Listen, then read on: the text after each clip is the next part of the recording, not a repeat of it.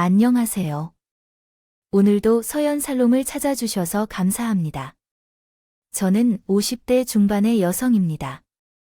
제 과거를 돌아보니 저도 이래저래 많은 일을 겪으며 여기까지 왔다는 생각이 듭니다. 대학교 2학년까지 큰 어려움 없이 사랑 가득한 부모님의 말 속에서 행복하게 살았었습니다. 아버지는 좋은 회사에 다니시고 어머니는 저와 남동생의 교육에 많은 관심을 쏟으시는 전형적인 주부였습니다. 남동생은 공부를 좋아하고 학교에서는 전교에서 손에 꼽히는 수준이었지만 저는 공부보다는 친구들과 놀기를 좋아했고 가만히 있기보다는 활발한 성격이었습니다. 학교 성적도 중위권을 유지하며 대학에 입학한 것만으로도 만족해온 적이 있었어요. 아니, 정확하게는 중위에 머물러 있는 수준이었죠.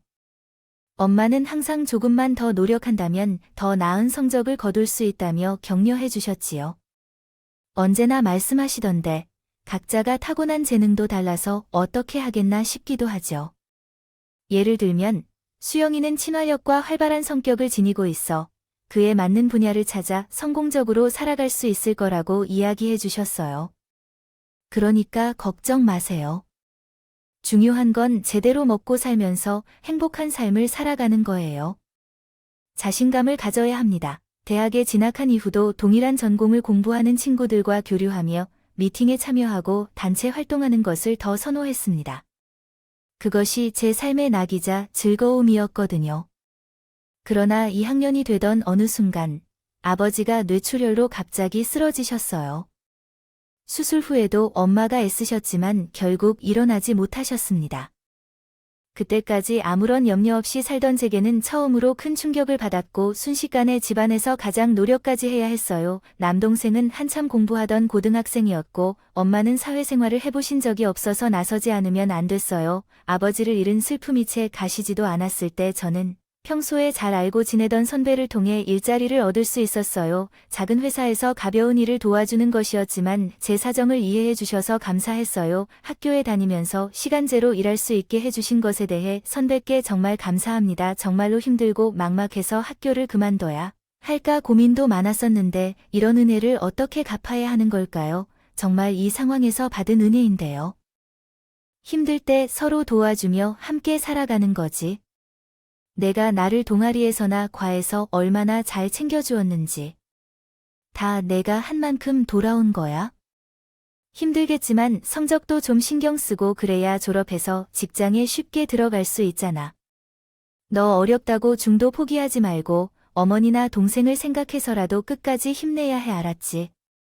저는 그렇게 선배들과 친구들의 격려와 도움으로 생활비를 벌며 공부했어요. 졸업 후에는 중견 규모의 여행사에 입사했어요. 당시에는 해외여행을 가는 사람들이 늘어나면서 여행사도 많아졌거든요. 제가 잘할 수 있을지 걱정도 많이 했는데 전에 회사에서 아르바이트를 했던 것이 꽤 도움이 됐어요. 심부름이나 같은 일이었음에도 제가 생각하는 걸 가지고 있어야 할까요? 그런 생각을 하면 정말 경험해 본 것을 무시할 수 없을 것 같아요. 취직을 하고 나서부터 엄마와 동생도 마음을 편히 했어요. 수영아, 미안하지만 지금 해야 한시름 놓이는 것 같아. 준영이가 내년에 대학에 들어가면 현재보다 더 나아질 거라서 그때까지는 참으면 돼. 나중에 하고 싶은 대로 살면 돼. 엄마야, 나 지금 너무 행복해. 내가 집안에서 의지가 되니까 기분도 좋고 현재 내가 하는 일도 제 적성에 잘 맞아서 즐겁고 엄마가 말했던 대로 내 성격에 맞게 잘 살 거라고. 그래서 지금 그렇게 살고 있어. 그러니까 미안하다고 말하지 말고 이제 엄마도 쇼핑도 다니세요. 친구들을 만나며 즐겁게 살았어요. 엄마는 아빠가 돌아가신 뒤부터 우리도 의도치 않게 마트에 나가 아르바이트도 하고 크게 절약해 사셨어요. 그동안 항상 저와 동생의 건강과 미래를 걱정하셨어요. 엄마의 마음을 알면서도 저는 안타깝고 서운했지만 티내지 않고 밝고 용기 있게 생활했어요. 그렇지 않으면 엄마가 또 걱정하실 테니까요. 회사가 제 적성에 맞다는 것이 사실이었어요. 저는 여행 상품 기획을 맡아 전국뿐만 아니라 해외에서도 꽤 출장을 다니며 사람들을 만나고 여기저기 다니는 것이 즐거웠어요. 물론 역시 일이니까 힘들 때도 있었죠. 스트레스를 받았지만 만든 스케줄대로 많은 사람들이 관광지에 오면서 좋은 시간을 보낸다는 생각에 그리 좋을 수가 없었어요. 그렇게 업무에 몰두하여 시간이 어떻게 흘러가는지 모른 채 동생이 대학에 입학하고 1학년을 공부한 후 군대에 가게 되었고 저는 대리로 승진하게 되었어요. 김 대리는 이제부터 일만 할 거예요. 남자를 만나서 연애를 하고 결혼 준비도 조금씩 해야겠죠. 차장님, 그런 말씀 하실 거면 남자를 먼저 소개시키고 해주세요.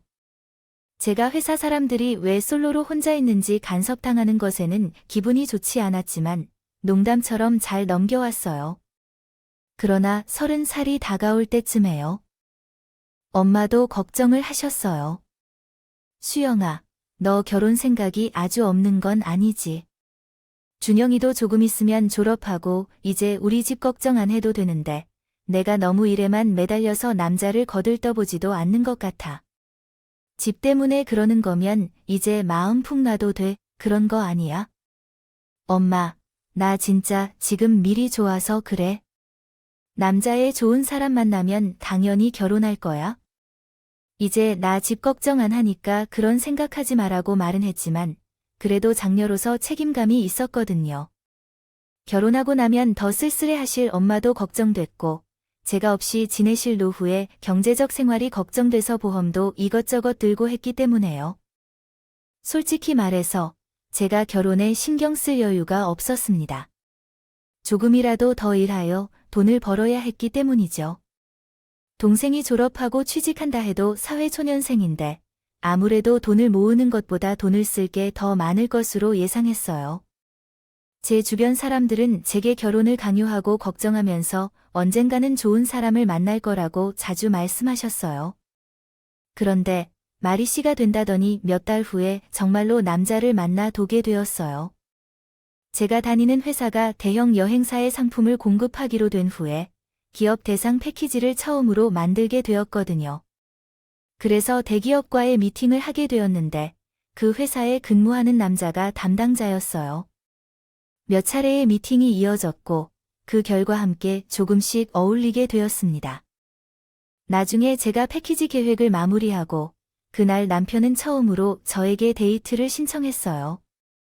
김 대리님, 처음부터 호감이 있었는데 모르셨어요. 일하는 도중에 이렇게 제가 선물하다 생각하실까봐 꼭 참았는데 제 마음을 생각해서라도 한번 만나주세요.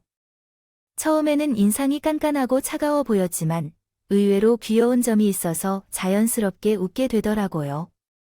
그런데 저를 기다리지 않을 것 같으면 뒤도 안 돌아보는데 만약 다시 만나지 않아도 될 경우에도 일에 지장을 주시면 안 돼요. 에이, 저를 어떻게 생각하고 그래도 다른 이야기를 해도 구별은 분명해야 한다고요.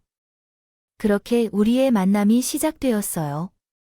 남편은 첫인상 때보다 편안하고 부드러운 면이 있어서 만나는 것이 두 번째, 세 번째에 이르러 그냥 사귀는 사이가 되었습니다.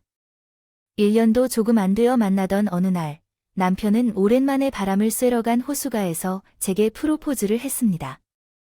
수영아, 나는 처음 너를 만난 순간부터 이 사람이 다 하는 강렬한 운명을 느꼈어. 이제 우리가 앞으로의 인생을 함께할 때가 된 것 같아. 결혼하자. 너와 함께라면 평생 행복할 자신이 있어. 평소에는 좀 우유부단했던 사람인데 일할 때를 제외하고는 방역을 엄수하며 말하는 모습을 보니 정말 그의 확신이 있나 보다 싶었습니다. 남편은 제가 운명을 느꼈다고 했지만 사실은 아니었고 호감을 느낀 것도 몇 번을 만나다 보니 생긴 것이었습니다. 인상과 달랐던 점이 좋아서였기 때문에 그런 말들이 좀 부담스러웠어요. 게다가 2번 정도 남편의 어머니를 잠깐 만난 적이 있는데 굉장히 화려한 분이어서 다가가기 어려웠어요. 그런 점들 때문에 바로 대답하기 어려웠던 저는 망설이기만 했죠. 제가 대답을 하지 않고 만나는 것도 핑계대며 자꾸 미루다가 남편은 퇴근 시간에 장미꽃 다발을 들고 제 회사 앞에 와서 다시 청혼을 하더라고요. 이번에는 모두 다 듣게 공개적으로 김주영 사랑한다. 결혼하자. 우리 꼭 행복할 거야. 저는 창피하기도 하고 왜 저러나 싶어 화도 냈지만 그만큼 저를 좋아하고 절실하니 저러는구나 싶어 좀 감동했어요. 결국 다음 날에 저는 프로포즈를 받아들였고 남편은 밤에 집을 찾아와서 엄마와 남동생에게 인사를 했어요. 수영이 남자친구가 있는 건 알고 있었는데 이렇게 결혼한다고 찾아오는 걸 보니 내가 다 벅차네요. 부디 두 사람이 잘 살고 우리 수영이 행복하게 해줘야 돼요. 염려 마세요 장모님, 우리 잘 살 거예요. 우리 둘이 주의 참 잘 맞거든요. 죽여야 좋을 때만 맞는 거지. 싸울 때도 그런 건 아니잖아요. 아무튼 우리 누나를 힘들게 하면 그때는 알아서 해요.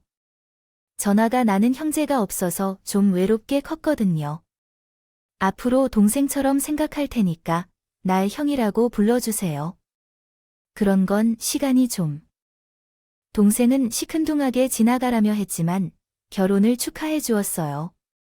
저희는 결혼식장을 예약한 날짜가 가장 빠른 날을 잡고 초고속으로 준비를 해 결혼을 했어요. 시간이 정말 빨리 지나가서 무엇을 어떻게 했는지 거의 기억이 안 날 정도였어요. 이제 돌이켜보면 그때 차근차근 준비했다면 시어머니나 남편에 대해 더 잘 알게 되었을지도 몰라요. 그러면 인생이 바뀌었을지도 모르겠다는 생각이 들기도 해요. 결혼한 뒤에야 시어머니 외에도 제가 시집살이를 해야 할 사람이 남편의 홀어머니가 될 줄은 몰랐어요. 친정 엄마처럼 잘 보살펴들어야겠다고 마음먹었거든요. 그런데 남편의 이모, 즉 시어머니의 여동생이 꼭 같이 따라붙더라고요. 오히려 간섭이 더 심한 지경이었어요. 얘, 너는 눈이 어디에 달렸길래 이런 걸 골랐니? 이게 백화점에서 파는 것마저 어디 도매상에서 산 거 아니야? 넌 젊은 애가 센스 없게 식탁이랑 소파를 이런 걸 들여놨니? 물건 보는 눈이 없어도 너무 없네라며 주말마다 몰려와서 시어머니가 친구들을 만나러 가게 하려고 용돈 좀 줘. 명색이 며느리 본 사람이 시시한 턱을 낼 순 없잖아. 알아서 우리 얼굴 먹칠 안 할 만큼 줘야 된다. 이런 식으로 한 달 이상이 지나도록 계속해서 제 자존심을 상처 입히며 돈을 타갔고 처음에는 순탄하게 넘어간 것 같았던 저도 결국은 터지고 말아버렸어요. 어머니께서 이제 그만하실 때도 이미 지났어요. 우리가 용돈을 드리기로 한 약속이 있는데 계속 따로 요구하시면 생활비에서 제 값을 꺼내야만 합니다. 왜 그때까지 가만히 지켜보고만 있어요? 갑자기 왜 이렇게 화를 낼 줄 몰랐어요.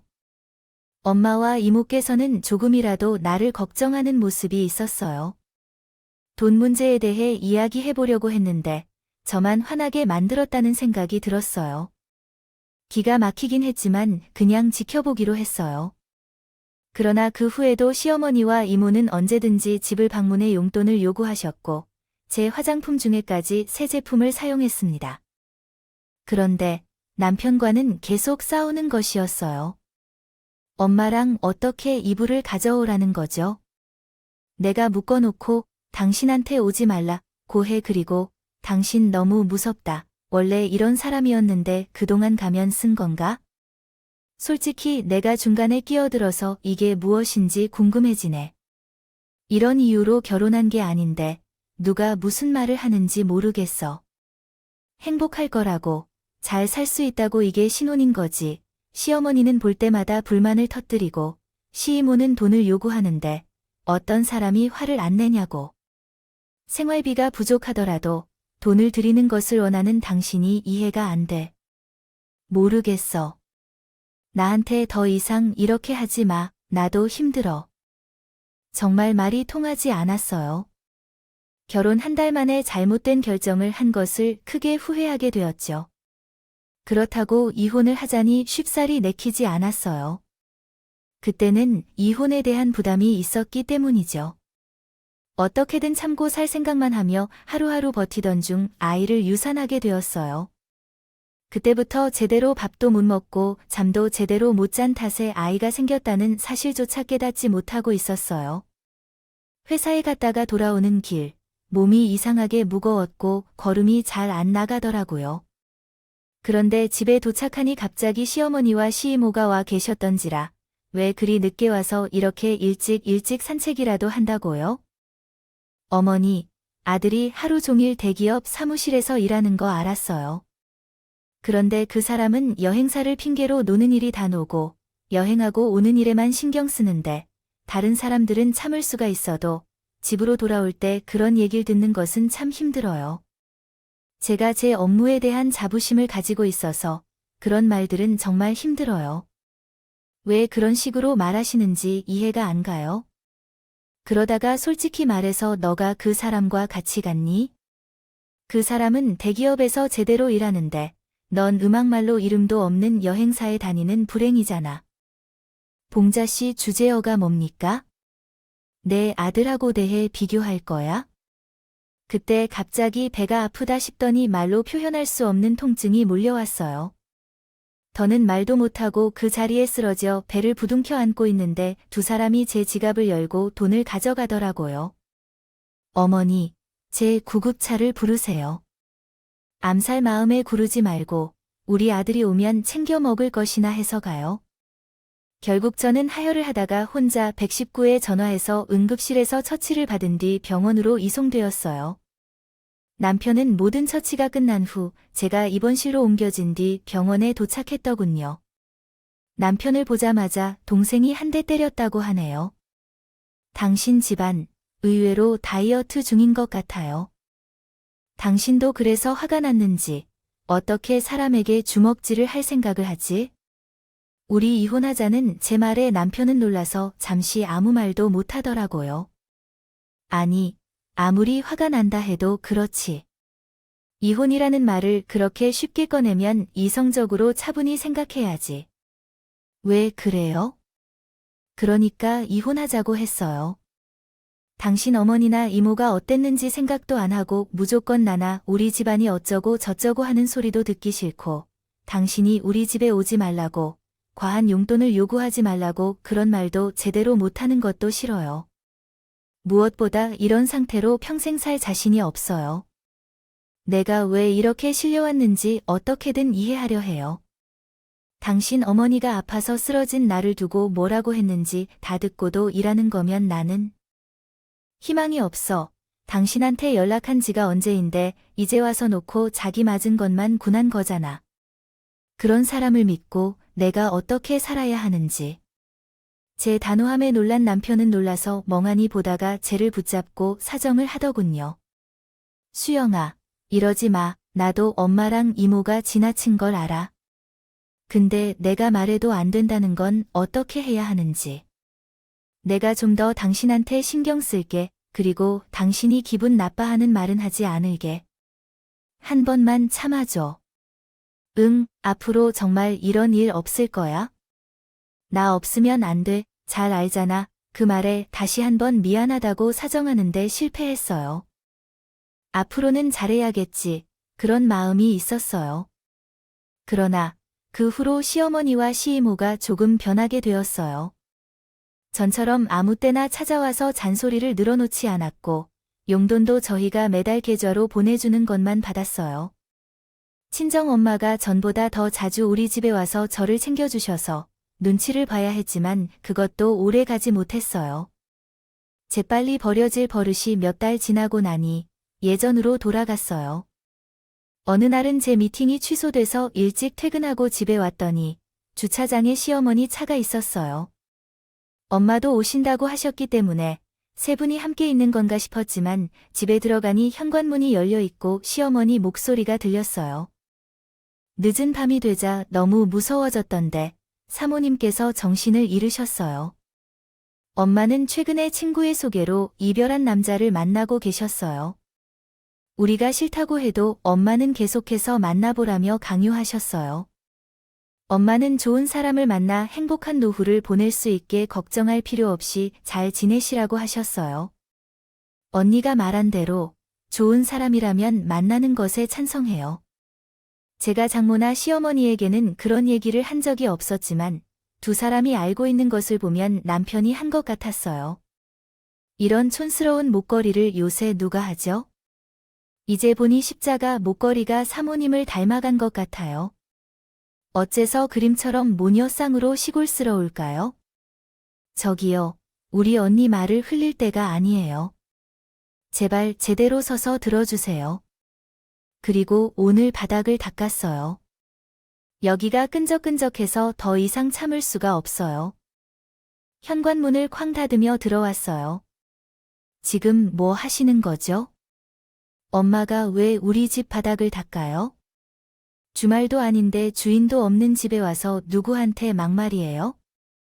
엄마, 그런 말을 그냥 듣고만 있으면 어떡해? 뭐라고 해야 할지 모르겠어요. 어머, 너 어른들한테 그게 무슨 말버릇이야? 사부인이 제안하는 거 봤죠? 도대체 집에서 어떻게 교육을 시켜야 해요? 집에 온 시댁 어른들을 보고 주인 없는 집 소리를 하고 이렇게 큰 소리를 내니? 아니면 애가 원래 글러먹은 거였어요? 시어머니가 나를 인신공격하자 가만히 있던 엄마가 우리 애가 뭐 틀린 말 했습니까? 라며 물었다. 아무리 들어도 맞는 말인데요. 저가 안 왔으면 두 분이서 거실 난장판을 만들고 화투를 치면서 애 복장을 다 뒤집었을 텐데 그건 안 봤나요? 왜 그런 감정을 느끼셨나요? 얘가 말을 하니까 오늘 방문해야 하는 날이 아닌데 이 서방에게 집 열쇠를 주는 몸으로서 우리 수영이와 함께 이 서방이 집주인이라는 게 아무리 현대적인 시대라도 집주인은 우리 수영이와 이 서방이지 사부인은 아니잖아요. 우리 애는 거짓말을 하지 않는 착한 애예요. 만약 실수가 있으면 곧 잡는 것이 맞으니까요. 예의를 지켜야 해요. 현재는 조선시대가 아닙니다. 어머, 정말 놀라워요. 왜 다른 대자녀들을 버리고 바람을 타면서 늑다리랑 만나며 히히 웃으며 누굴 가르치나요? 가르치는 것이 천박하다며 여편네가 이야기하는 주제가 너무 지나치네요. 그러고 촌스럽고 천박하다 하면서 왜 제 목걸이와 반지를 착용하고 계신 건데요? 제 귀를 돌려주세요. 야, 너 다 가져가. 내가 주더라도 이런 것을 100개라도 달라고 하지 않아요. 아가씨는 목걸이와 반지를 벗겨서 제 얼굴에 집어던지더니 그 일로 소란을 피우는데 남편이 도착하자 시어머니와 시이모는 약속이 있다는 듯이 그 자리에 주저앉아서 펑펑 울며 땅을 치더군요. 세상에, 모녀쌍으로 우리를 거지 취급하는 주인 없는 집에 왔다며 도둑보듯 하지 않나요? 성우가, 나도 힘들어. 정말 못 살겠다. 당신도 그렇고 장모님도 좀 너그럽게 대해주셔야죠. 라고 말하자 너무 열받은 나였는데 화를 내렸는데 엄마가 호통치셨어요. 안 돼. 도대체 누가 누구한테 지겨워한다고 하냐.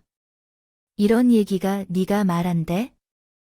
행복한 삶이란 내 딸을 데리고 가서 내 엄마와 이모 변덕에 대접하도록 만드는 것이지. 그런 다음 수영이 탓을 해서 가자. 수영아. 이런 일들에 더 이상 상종하지 말아야 해. 나는 참으로 짜증스러운 정도로 수지를 이번에는 상대해야만 했다.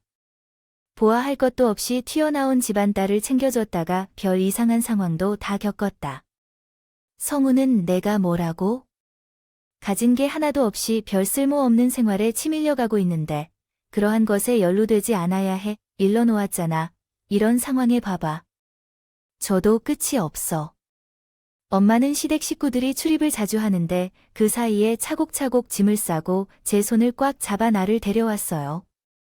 그 다음 날 남편에게 이혼에 대한 얘기를 했더니 그 사람은 또 다시 시무룩해지면서 좀 더 생각해보자고 했더군요. 내가 전에 뭐 한 적 있어?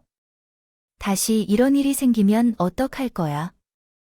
안 살 거라고 말했잖아. 그런데 시어머니와 시이까지 모두 변하지 않았네. 절망적이야. 그래도 좀 더 생각할 시간을 갖자. 우리는 잠시 따로 지내기로 했어요. 희한하게도 별개를 시작하며 회사 일이 잘 풀리기 시작했어요. 제가 원했던 대형 여행사 해외팀으로 옮겨졌거든요. 전부터 가고 싶었던 곳인데 마침 경력직 채용이 나왔고 면접에서 쟤를 좋게 봤다며 합격 통보를 받았어요. 그래도 살 길이 다 열리는구나 싶어 저는 감사한 마음으로 회사를 옮겨서 다시 일에 열심히 살았어요. 지난 직장에서는 워낙 다양한 일을 맡아서 한 결과 어려움 없이 잘 적응했고 웬만한 일도 당황 없이 처리할 수 있었어요. 회사에서도 저를 호의적으로 대해주셔서 이직하고 1년도 안 돼서 승진을 하게 되었어요. 이제 김 차장이라고 불러야 할 것 같네요.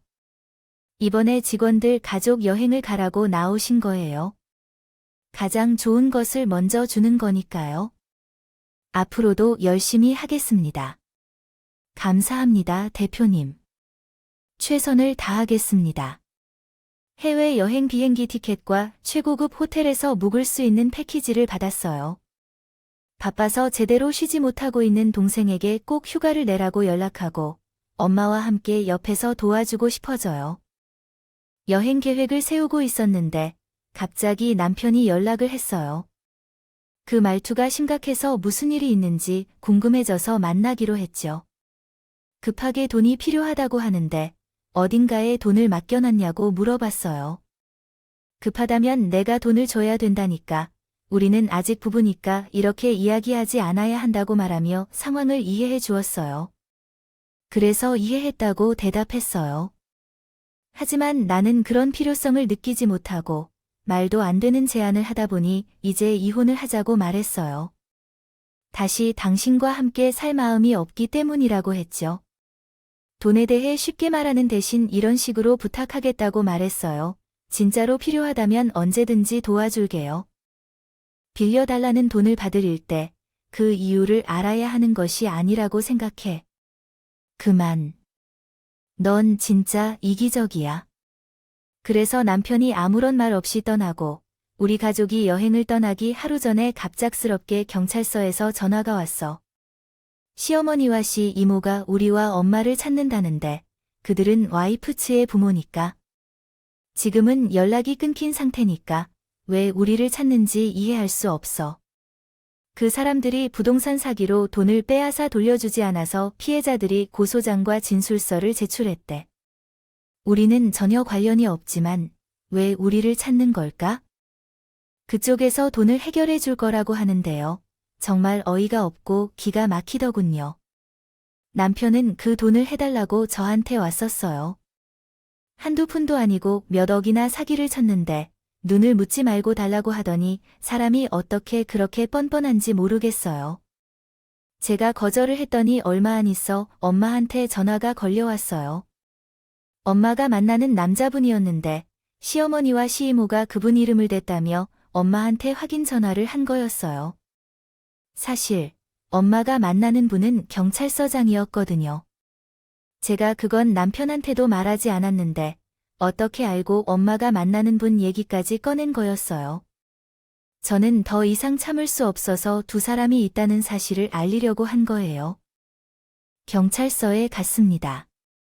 시어머니와 시이모는 조사를 받던 중 저를 보고 벌떡 일어나서 제 손을 잡고 눈물을 흘리며 소동을 일으켰어요. 아이고, 우리 애가 이렇게 왔네. 정말 고마워, 세아야. 우리도 억울한 일이 많아 너가 알아야 해. 내 아버지 되시는 분은 같이 오지 않았어. 전화해서 해결하는 일로 바빠서 온 것 같아. 시어머니부터 시이모까지 헛소리를 떠드는데 이들이 오만 갑질러서 말조차 되지 않았어요. 우리 집안일까지 챙길 여유도 없는데 그 정도로 심각한 일은 아닌 것 같아요. 형사님, 저도 이 사람들을 고소하러 왔습니다. 타인의 사적인 일을 헐뜯어대는 건 개인정보 침해 아닌가요? 세계가 나오자 두 사람은 얼굴이 파랗게 질렸어서 어쩔 줄 몰랐어요. 이런데 내가 왜 당신들이 사기로 돈을 갚아야 하는지 모르겠어요. 살아오면서 그런 말 한 번쯤은 들어본 적이 없었는데 지금 와서 왜 친한 척이신 건지 모르겠어요. 우리 엄마가 바람을 불러도 모욕하고 난리를 치던 사람들이 자신들이 급하면 아버지가 된다고 하던데 지금은 장난이라고 하시네요. 댓글이 잘못했으면 책임져야 할 것 같아요. 한 번 더 전화하거나 우리 엄마랑 결론을 내려주지 않으면 진짜로 가만히 있지 않을 거예요. 시어머니와 사촌은 급했는지 제 옷자락을 붙잡고 무릎을 꿇으면서 빌던데요. 정말 미안합니다. 이렇게 빌게 되어서. 지나간 일을 계속 돌아보는 것은 소용이 없겠지요. 모든 것이 이미 있으니 앞으로는 잘 지내봐요. 한 번만 우리를 도와줄래요? 그래, 이제 나도 너희가 사는 곳에 간섭하지 않을 거예요. 너희 시어머니가 그렇게 부탁하고 있잖아. 너는 아직 우리 가정의 며느리야. 그게 맞잖아요. 누가 누구와 가족인지 웃겨요. 미치겠어요. 제가 당장 변호사를 선임해서 이혼 서류를 준비하겠다고 말해야 할 것 같아요. 그 사람을 보고도 그렇게 이해해야 한다고 말해주세요. 알고 보니 남편은 일을 잘못해서 회사에서 한가한 부서로 이동되었고 월급도 깎였다고 하더라고요. 그래서 결혼한 사람에게 받는 지원금을 타려고 저와 이혼을 안 하려고 버텼던 거였어요. 더욱이 제가 더 많이 돈을 벌기 때문에 그로써 생활을 하려고 했던 겁니다. 저는 몇 번이고 미안하다고 하며 죄를 자백하는 시어머니와 시모에 대해 형사에게 제대로 처벌을 요청하고 신고한 후 돌아왔어요. 그리고 가족 여행을 다녀온 뒤에 변호사를 고용해서 남편에게 이혼 서류를 보냈어요. 남편은 이혼에 동의하지 않아서 소란을 피우지만 결국 소송에서 제가 이기게 되어 남편은 굴복하게 되었다고 하더라고요. 하지만 그 사람이 제 앞에서 얼마나 불쌍한 척을 해도 더는 어떤 감정도 느끼지 못했어요. 결혼 전에 보여준 태도와 언행과는 너무나 다른 모습을 보인 남편 때문에 더 이상 마주칠 욕구가 없었어요. 결국 시어머니와 시이모가 과거에 저희를 속인 사실이 알려져서 징역형을 선고받았다고 하더군요. 남편도 회사에서 해고된 뒤 다른 곳에서도 취직을 못하고 여기저기 전전하며 지방 어딘가로 간다는 소식만 들렸어요. 지금은 어디에서 어떻게 살고 있는지 알 수 있을 만큼 정확한 소식은 없군요. 엄마는 예전에 경찰서장이셨던 분과 재결합을 하셔서 현재는 경기도에서 행복한 노후를 즐기고 계신다고 합니다. 저 또한 재혼하여 사랑스러운 딸을 둔 엄마가 되었는데 다시는 결혼하지 않겠다고 말씀드렸지만 진심 좋고 착한 분을 만나서 이제야 마침내 평범한 결혼 생활을 하고 있어요. 제 이야기는 여기까지입니다. 지금까지 읽어주신 분들 모두 건강하시고 매일 행복하시길 기원합니다. 감사합니다. 여러분의 이야기에 대한 격려와 현명한 반응은 답글에 남겨주세요. 조언을 부탁드립니다. 좋아요와 구독은 저에게 큰 힘이 됩니다. 오늘도 좋은 일이 가득하길 바랍니다.